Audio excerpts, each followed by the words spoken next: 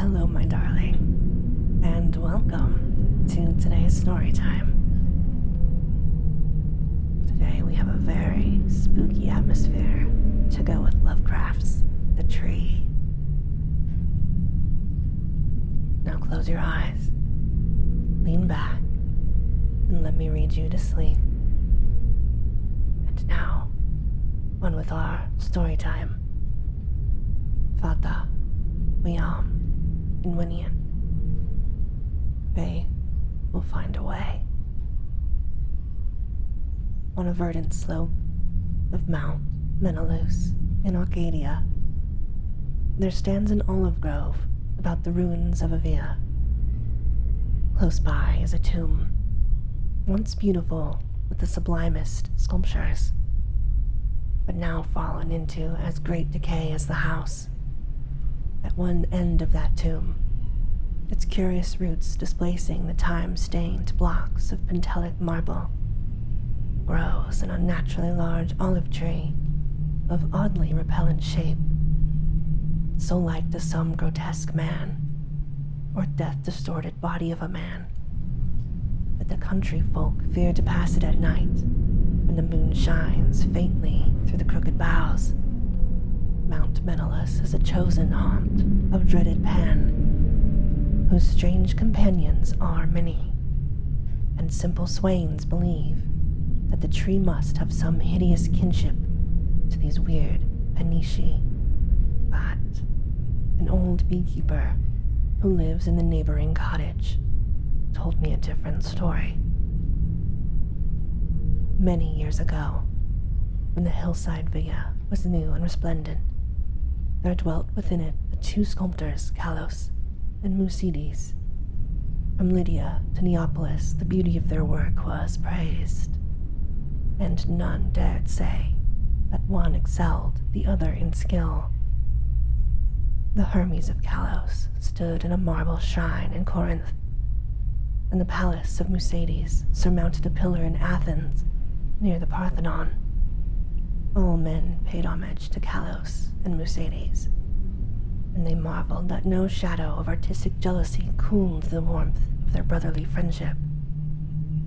But though Kalos and Musides dwelt in unbroken harmony, their natures were not alike.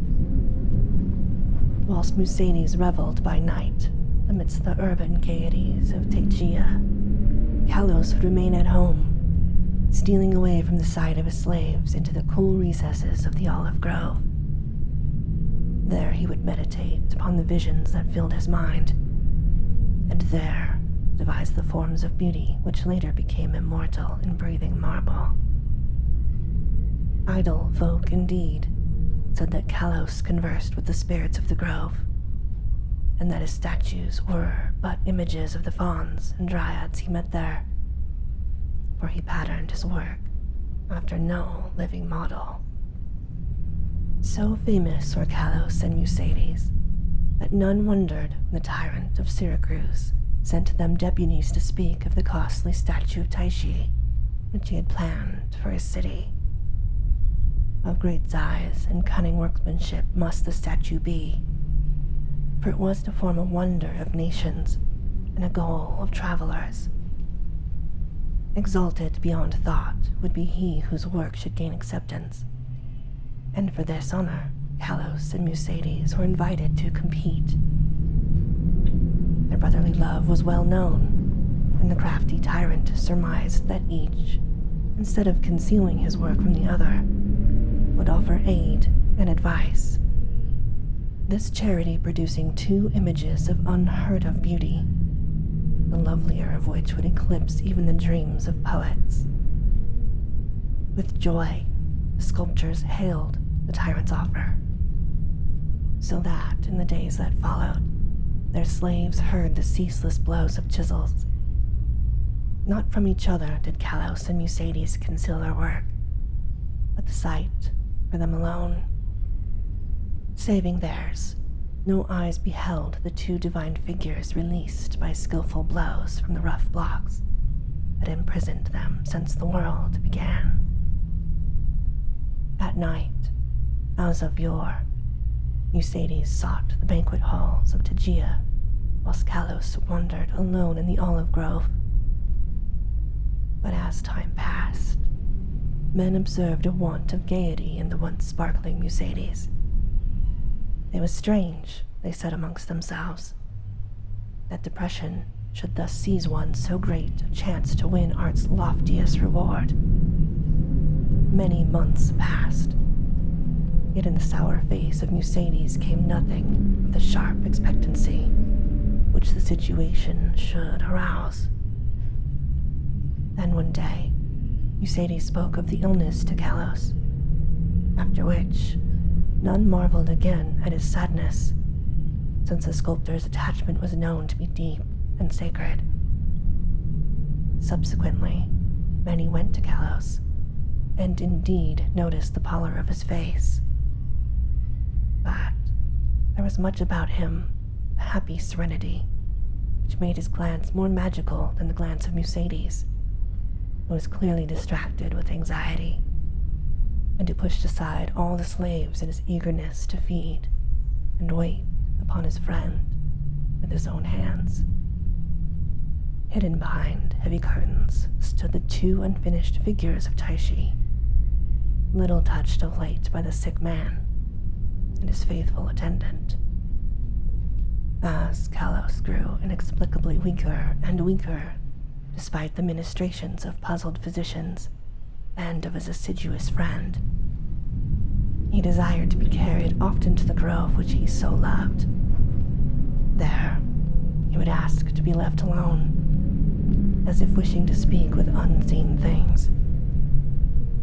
Musides ever granted his requests, though his eyes filled with visible tears at the thought that Kalos should care more for the fauns and the dryads than for him. At last, the end drew near, and Kalos discoursed of things beyond this life. Musides, weeping, promised him a sepulture more lovely than the tomb of Mausolus, but Kalos bade him speak no more of marble glories. Only one wish now haunted the mind of the dying man: that twigs from certain olive trees in the grove be buried by his resting place, close to his head. And one night, sitting alone in the darkness of the olive grove, Kalos died.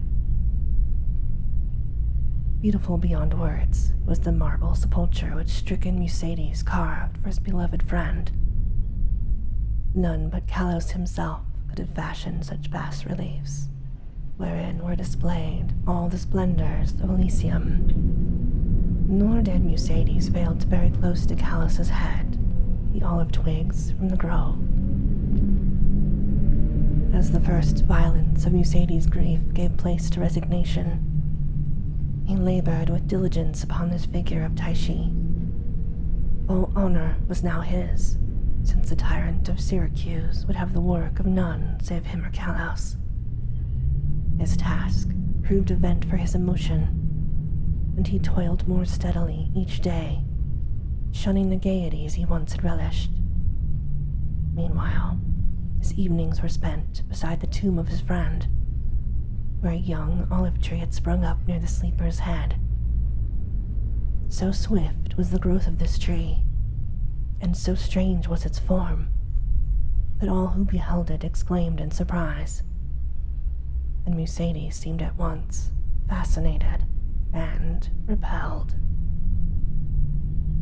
3 years after the death of Kalos, Musides dispatched a messenger to the tyrant, and it was whispered in the agora at Tegea that the mighty statue was finally finished. By this time, the tree by the tomb had attained amazing proportions, exceeding all other trees of its kind, and sending out a singularly heavy branch above the apartment in which Musides labored. As many visitors came to view the prodigious tree as to admire the art of the sculpture, so that Musides was seldom alone. But he did not mind his multitude of guests.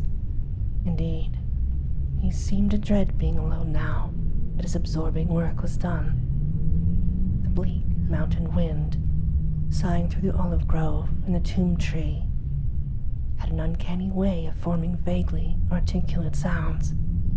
The sky was dark on the evening that the tyrant's emissaries came to Tegea. It was definitely known that they had come to bear away the great image of Taishi and bring eternal honor to Musides. So, their reception by the Proxenoi was of great warmth. As the night wore on, a violent storm of wind broke over the crest of Menelaus, and the men from far Syracuse were glad that they rested snugly in the town. They talked of their illustrious tyrant, and of the splendor of his capital, and exulted in the glory of the statue which Musides had wrought for him. And then the men of Tegea spoke of the goodness of Musides, and of his heavy grief for his friend, and how not even the coming laurels of art could console him in the absence of Kalos, who might have worn those laurels instead. Of the tree, which grew by the tomb near the head of Kalos, they also spoke. The wind shrieked more horribly, and both the Syracusans and the Arcadians prayed to Ilios. In the sunshine of the morning, the Proxenoi led the tyrant's messengers up the slope to the abode of the sculptor, but the night wind had done strange things. Slaves' cries ascended from a scene of desolation, and no more amidst the olive grove rose the gleaming colonnades of that vast hall where Musides had dreamed and toiled. Lone and shaken mourned the humble courts and the lower walls, for upon the sumptuous greater peristyle had fallen squarely the heavy, overhanging bough of the strange new tree, reducing the stately poem in marble with odd completeness to a mound of unsightly ruins. Strangers and Tegeans stood aghast, looking from the wreckage to the great, sinister tree, whose aspect was so weirdly human, and whose roots reached so strangely into the sculptured sepulchre of Kalos. And their fear and dismay increased when they searched the fallen apartment for the gentle Musides, and of the marvelously fashioned image of Taishi, no trace could be discovered. Amidst such stupendous ruin, only chaos dwelt, and the representatives of two cities left disappointed. Syracusans that they had no statue to bear home, Tegeans that they had no artist to crown. However, Syracusans obtained, after a while, a very splendid statue in Athens, and the Tegeans consoled themselves by erecting in the agora a marble temple commemorating the gifts, virtues, and brotherly piety of Musides. But the olive grove still stands, as does the tree growing out of the tomb of Kalos, and the old beekeeper told me that sometimes the boughs whisper to one another in the night wind, saying over and over again, I know. I know. And this, my darling, ends today's story time. As always, I hope that you have very sweet and creepy dreams. Good night.